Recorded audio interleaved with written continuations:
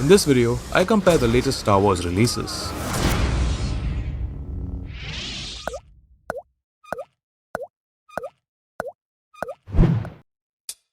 Welcome to the Film Bug, where geeks talk film. My name's Akshay.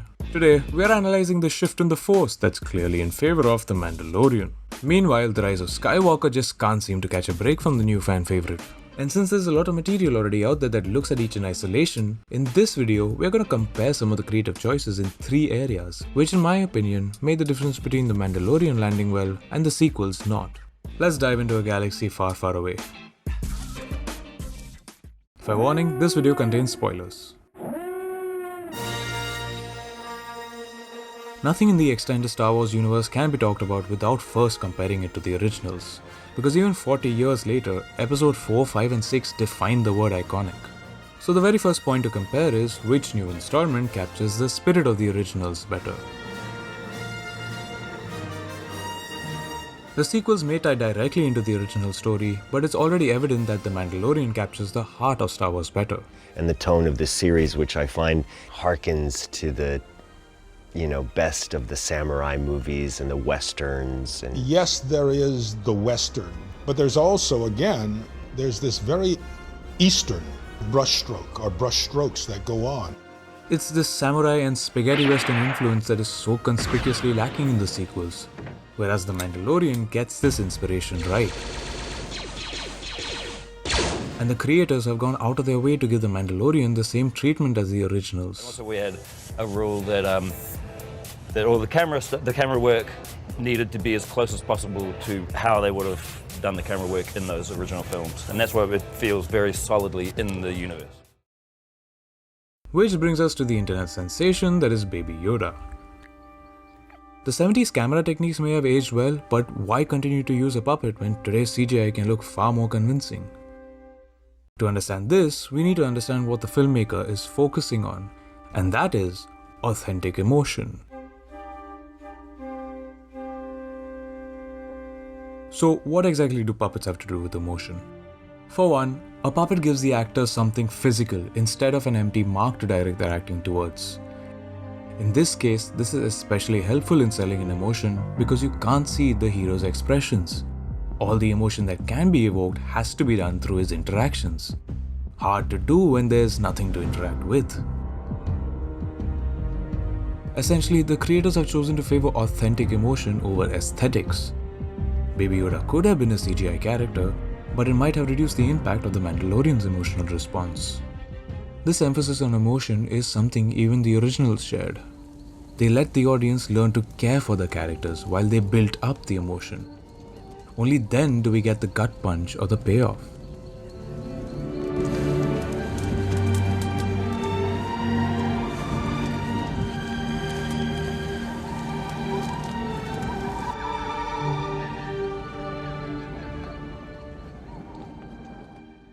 Sadly, the sequels don't share this emphasis on emotion.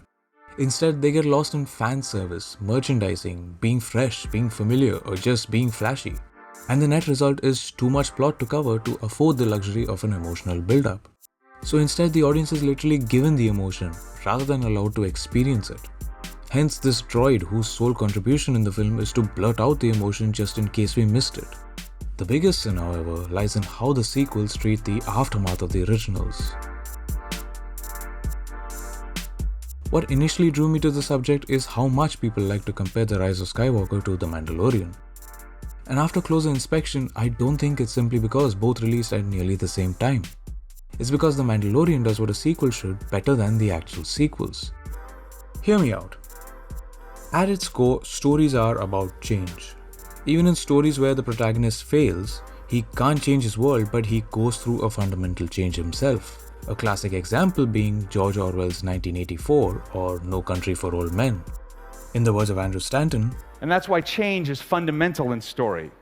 If things go static, stories die, because life is never static. But going from the originals to the sequels, nothing has changed in the characters and the world the story is set in. Neither show any sense of context.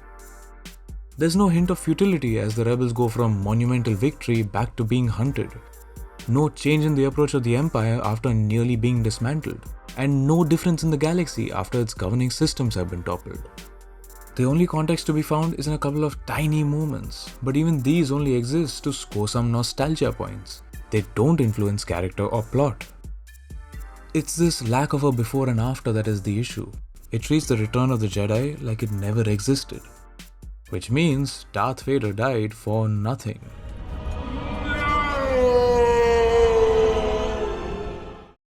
Contrast that with The Mandalorian.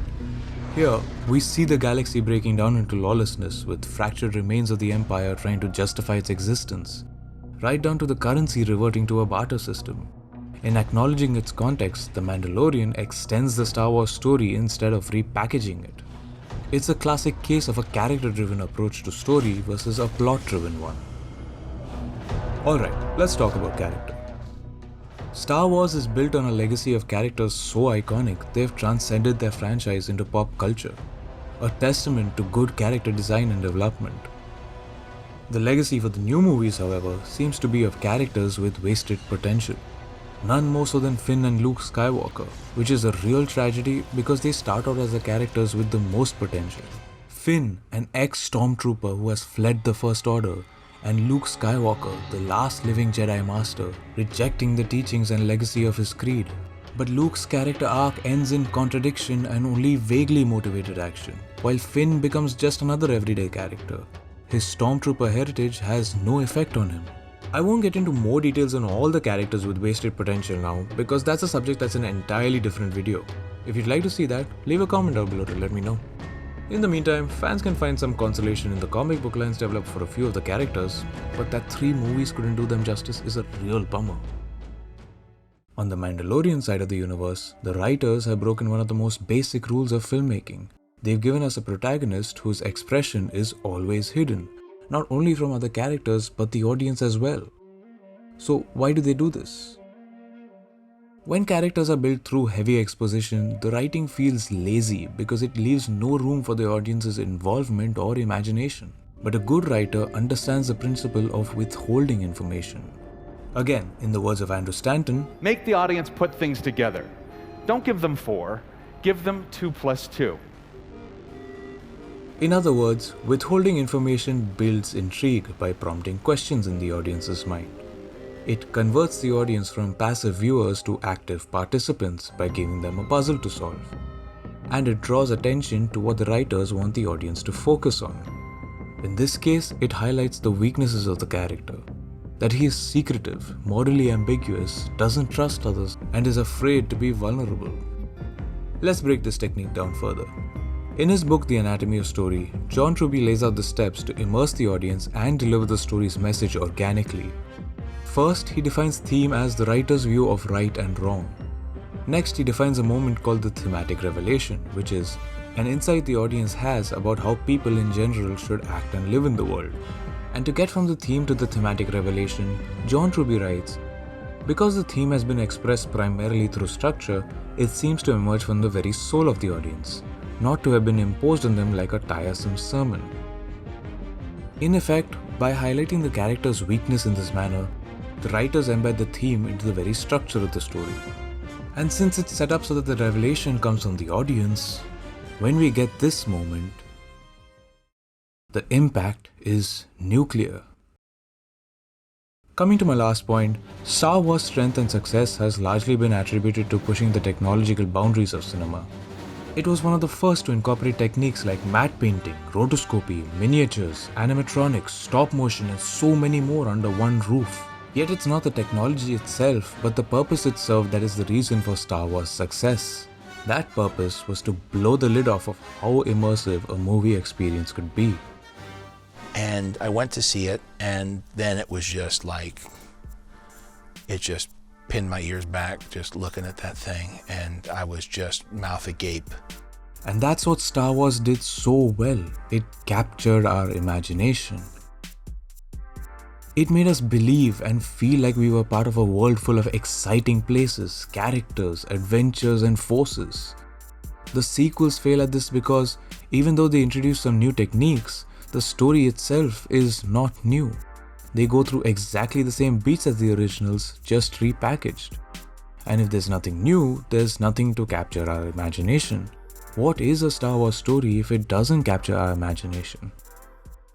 Again, credit to the writers of The Mandalorian, because by shifting perspective from mythical force wielders to a skilled but very human bounty hunter, they coax new aspects out of things we're already familiar with.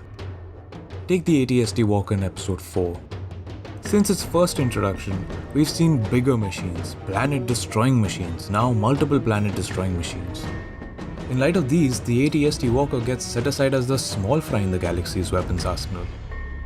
But in Episode 4, we see from the eyes of ground troops how formidable a single one of these is. The same thing feels completely new because we're viewing it from a very different perspective. Another example? Let's turn to Gina Carano's character, Cara Dune, an ex-rebel shock trooper from Alderaan who has literally lost everything to the fight. Contrast her character with the rebels of the movies.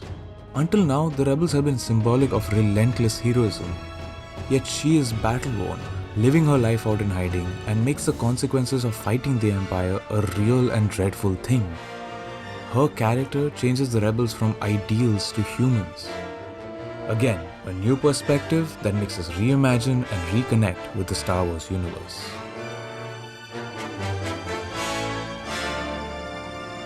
Well, that's the video, guys. This channel's first, so thanks for sticking around till the end. I feel I should mention that I don't absolutely hate the sequels, but for this video the shortcomings needed to be highlighted. But do leave your feedback in the likes and comments because it'll really help me tailor my content for you. And subscribe if you want to catch my next video where I dissect the elements that separate a good and bad fight sequence. Until then, thanks for watching, I'll see you in the next one.